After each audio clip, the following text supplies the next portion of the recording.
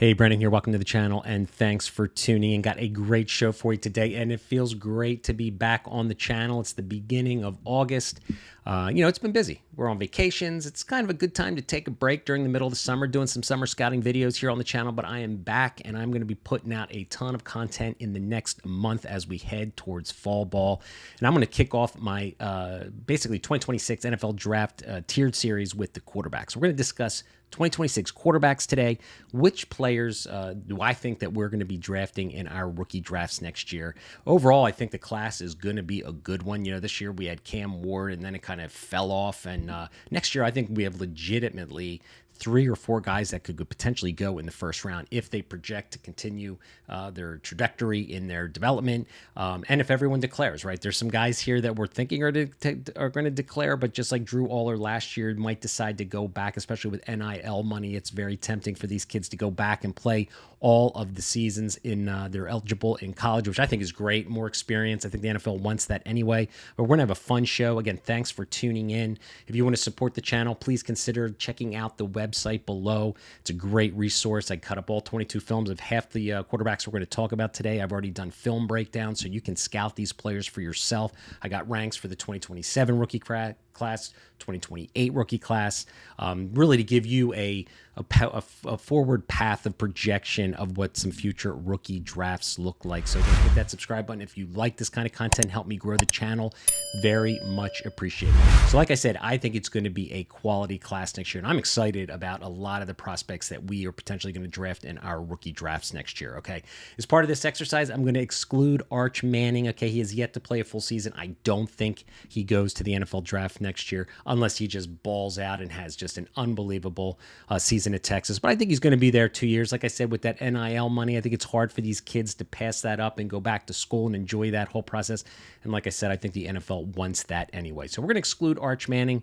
And of course, if he was in this exercise, he would certainly be at the top. So like I said, I want to talk about my top 10 quarterbacks. Things are going to change. Guys are going to have better seasons than we think. Some guys might fall off. We don't know, but it's going to be a fun exercise. It'll be a good introduction to you in the 2026 rookie class. So let's get right into it. All right. So I'm going to break these down, guys, into 4 tiers. We are going to do I'm going to do immediate starter, future starter, and a priority backup and a backup. Okay, so let's start right at the top. We're going to go with Cade Klubnik here as an immediate starter. I think he is my QB1 of the class.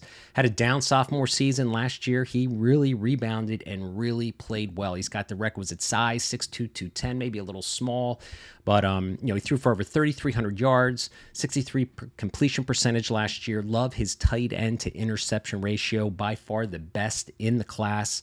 At 5.3, he threw 32 touchdowns and 6 interceptions. And again, these are all regular season stats that I'm going to be spewing out here in this video.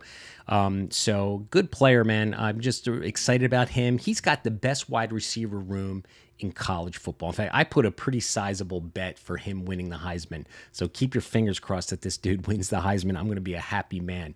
But you know what? I think he's got all the tangible tools and intangibles of the leadership. You know, you read the reports on him. But I think he's got the physical tools to be an adequate, good quarterback in the NFL. I think he's got the arm strength to make all the throws. He's a dual threat. He ran for 558 yards last year and 7 TDs, so he's not a statue back there in the pocket. I think he can, really move the chains if need be, get those extra yards. He's tough when he's out there running the ball. So these are notes I'm going to just be talking about, guys, as I go through these players, okay? I think one of the things that he improved really well last year from his sophomore slump season to his junior year last year was his pre-snap recognition. I think really improved. And he was a clutch performer, man. He had so many last-minute drives last year that brought the team back. Just really, really like what I saw when it came to, the game management and him needing to go out there and win the game. Now, he's got to work on fumbles, man. He had 8 turnovers and 8 fumbles last year, so he's got to work on that. And there are times he can force throws, but I think he can throw well on the run. I think he maneuvers the pocket really well. I think overall, he's got the experience. He is my QB1 of the class, all right? Number 2, all right, another immediate starter, Lenore Sellers. The big question is, right, he played 1 season last year at South Carolina. He's going to be back for his sophomore year. He may go back for Torres Jr., so he may not be eligible until 2027. But this dude has got a lot of people excited, and rightfully so. He is a unicorn of an athlete. He's amazing out there. 6'3", 240 pounds, big kid. Threw for over 2,200 yards last year, 17 TDs, 7 interceptions. So he's going to have to cut down on his turnovers, but it was his first year. But what do we like about Lenore Sellers? Why are we all excited about Lenore Sellers? Well, he is a dual threat, man, and he is tough as nails, big physical kid.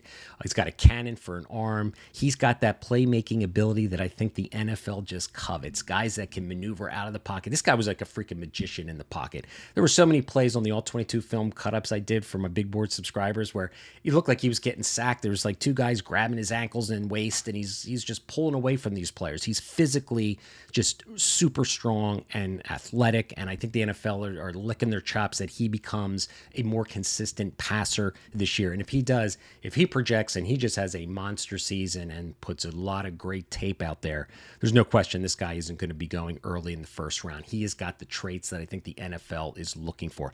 Now, he also had 11 fumbles last year, right? So he has got to stop. He's got to reduce the turnovers, and he's just got to be a better decision maker with staying in the pocket a little bit more. But that comes with time, right? He was only a 1-year starter last year. So again, he's going to play maybe this year and 2 more years before he hits the NFL. Maybe it's 1 more year. Excited for Lenore Sellers. I've got a couple Debbie shares myself. So excited to see his progression with his 2nd year at South Carolina. All right, Garrett Nusmire, 5th-year player. All right, 6'2", 200 pounds. I think he could be an immediate starter. He has kind of taken that Joe Burrow late blooming kind of, approach. Joe Burrow played, I think, 1 year, but this guy's going to play 2. Last year, threw for 3,700 yards, 64% completion percentage. The thing that just worries me a little bit about him and his draft capital is, yes, he's got the arm. We're going to talk about that in a minute, but his rushing upside is pretty bad. All right. He had minus 38 yards rushing in the ground last year. Okay. So he is not going to be one of these mobile quarterbacks, but he's got the arm. Okay. He's got a really good, I like his mechanics are clean, compact throwing motion. His pocket presence is good. He can maneuver around the pocket really well. However, he's not going to be that guy that's going to look to run and extend plays. He didn't do a lot of running down the field last year. It's not part of his game. So if there's an NFL franchise that just wants a pure pocket passer and is willing to give up the mobility part of the game, if he could be another Joe Burrow, I'm sure there's many NFL franchises out there that are going to be just fine with that. But this guy kind of tailed off at the end of last year. As it was his first year as a starter. Of course, he had to wait for Burrow and Jaden Daniels. So now he's finally getting his turn. He's waited patiently. Like I said, it's his 5th year. We'll have to see, if the NFL or the college defensive coordinators kind of catch up to him a little bit. But we'll see how he, responds this year with another outstanding wide receiver room. Nick Anderson, one of my favorite Devy players, wide receivers in the draft next year. He's got a loaded wide receiver room over there. He's got playmakers on outside. So, great stock up for Garrett Nusmire. Another great season, most likely a first-round immediate starter next year in the NFL draft. All right, let's talk about Tier 2. We're going to talk about future starters, guys that still need to show a little bit more, that may go into an immediate starter role, but right now we need to see a little bit more development, a little bit more growth. The first guy I want to talk about is Fernando Mendoza, okay? Just did a film breakdown on him on the ALL22 film breakdown, and you can see also on the screen here, these are the summer scouting cards that I produce for my big board subscribers to kind of give you a glimpse and a summer scouting glimpse of kind of their production and everything. But man, this guy, 6'5", 225 pounds. All right, threw for over 3,000 yards last year, ran for 334 yards as well, 52 times actually. So I'll tell you what, man, the guy is not considered a dual threat quarterback, but he has got some physicality and wheels to his game, and he's not unwilling, let's say, to get upfield and put a lick on somebody and move the chain. So he's got a little bit more mobility, a lot more than Nusmire, at least that we saw on the film. So he played 2 years at Cal. He's transferring to Indiana. So he's going to have, a good opportunity to, learn a new offense and, get some new playmakers and see what we do. But he's got that NFL-ready frame, good arm strength. He's athletic. I like his pocket presence. He's a good decision maker. And I think he's got underrated athleticism. I think he's got the ability to, like I said, get upfield if need be and maneuver around the pocket and, make some plays off script, which is always nice for that size, 6'5", 225 pounds. There's NFL franchises out there that are going to really like that size. All right. His mechanics can get a little bit inconsistent. Like like I said, the ALL22 film breakdown we just did on him for the subscribers, when he kind of runs off platform or he's hurried in the pocket, his mechanics kind of fall down a little bit. So he's got to just stick in there and, stick with the fundamentals. But, stock up for this guy. There's a lot of people buzzing around him like he could be the QB1 of the class next year. I'm not there. He's like ranked 4th or 5th for me in my ranks. But with a good season, man, I think he could sneak into round 1 and kind of do a Jackson Dart type process where they draft him and kind of let him marinate on the bench for a year. So Fernando Mendoza, I'm a big fan. I think stock up for him if he has a great season at Indiana. All right, Sam Levit, one of my favorite quarterbacks to watch in college football. He lost Tyson, his best receiver last year in the playoffs, but nonetheless had a great season.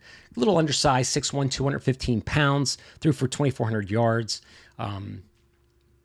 He's a gunslinger, right? I watched this guy play. He looks like a gunslinger out there, but he's got arm talent for days. Love his plays off script, his arm angles, his ability to throw at different angles and make things happen on the field. He's an exciting player to watch. I think he's got good, clean mechanics, goes through his progressions. His pre-snap reads seem to be on point where he goes with the football. He's a dual threat ability too. I mean, he ran for 392 yards and 4 touchdowns. The one thing I want to see better ball placement accuracy wise. So a stat that I like to look at for players, and he came in woefully lower than everybody else, was his accuracy over 20 plus yard air yards, right? Which came in at 29%. So I think his little downfield accuracy, has to be a little bit more on point. But man, stock arrow up. If Jordan Tyson, his wide receiver 1, can stay healthy all year. Excuse me, I thought I saw someone outside. There's no reason that Sam Levit should not have a fantastic season again in Arizona State and elevate his draft stock. Might sneak into day 1, but could be a day 2 guy that the franchise says, you know what, needs a little bit more development. Let's get him in the room. Let's let him learn a little bit.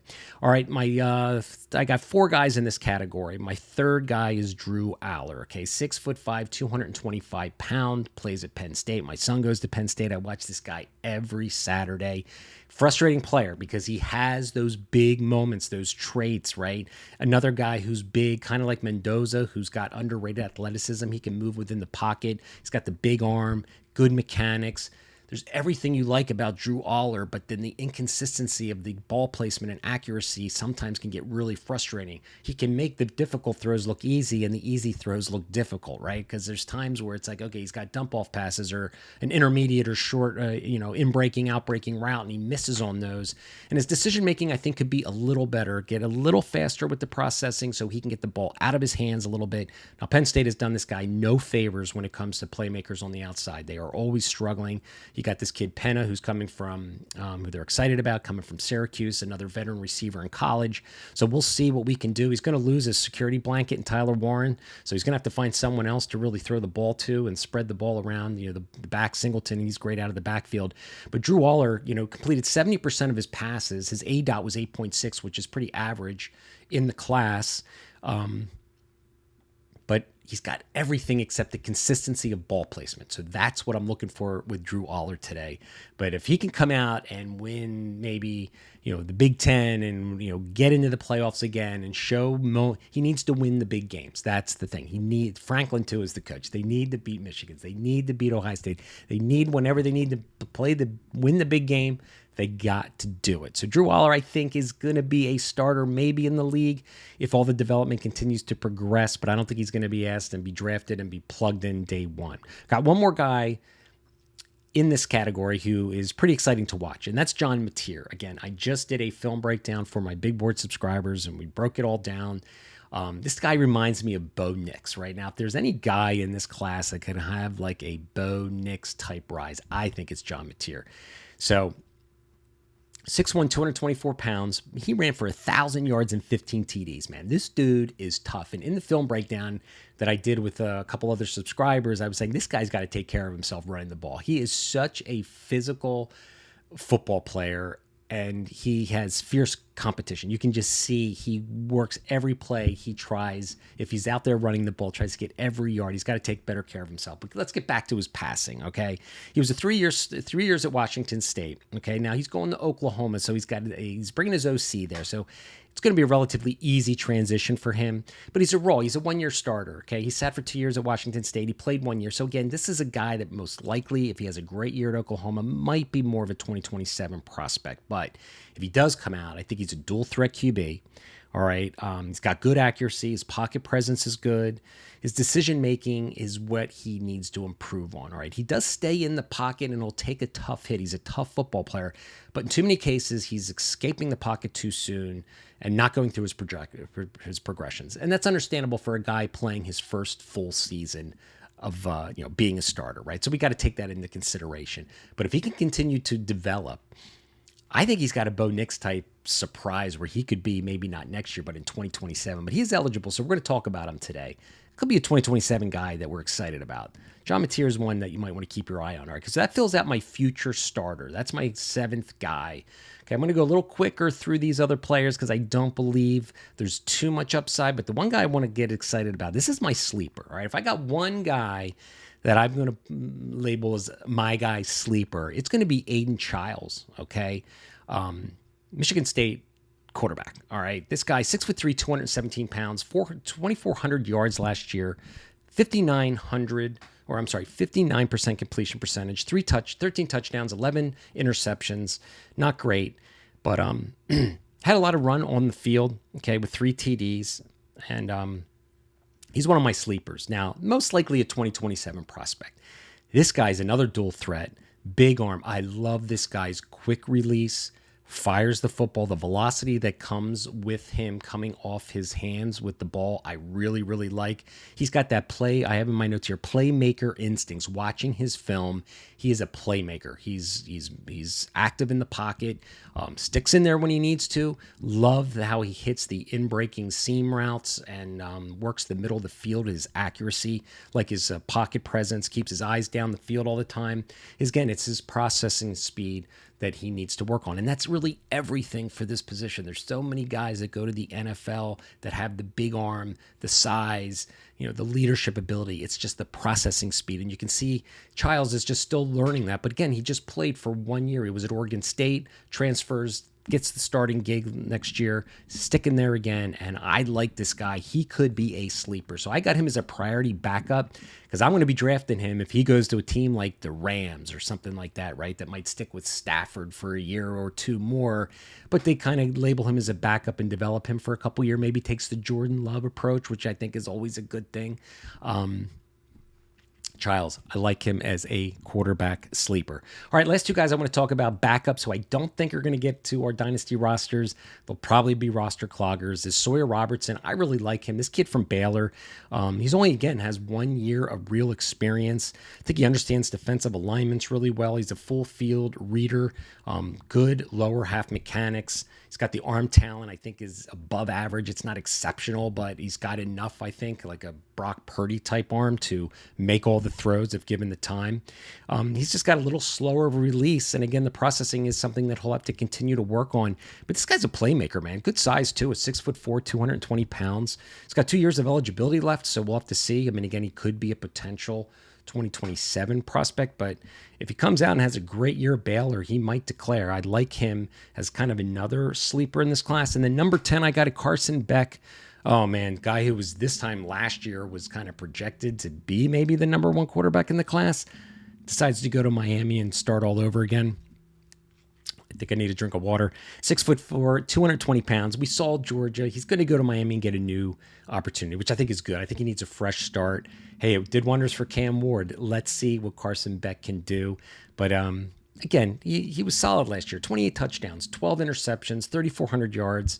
He's not going to be the mobile guy. He'll run for a touchdown if there's a lane, but he's not going to dash anyone or dazzle anybody with his, second level, running with the football. But he's got poise in the pocket. He's really calm. I think he's got a good arm, good processor. We just got to see maybe just a new opportunity. He can take his game to the next level. I've got shares on my Devi League. If you guys play Devi, I've got shares. So I'm kind of keeping my fingers crossed. But Not so sure it's going to happen for us. We'll have to see. He's just limited in mobility, which I think you're going to have to be an exceptional passer to get over not being mobile in the NFL to get on our dynasty rosters. We'll see how it works for this year. Two guys that I could have been in my top 10. Nico Melivalia, he now goes from Tennessee. He's at UCLA. I think he's a 2027 guy. And Josh Hoover from TCU, I got to watch a little bit more film on. Interesting guy, too, who, with a good year might make some noise. So there you guys got it, man. There is my top 10 quarterbacks for the 2026 NFL draft, broken down in tiers. I'm going to do a running back show like this, a wide receiver show, and tight end show all within the next 3 weeks. Hit that subscribe button. Help me grow the channel. I think I need a drink of water. Hope you enjoyed the show. Talk soon.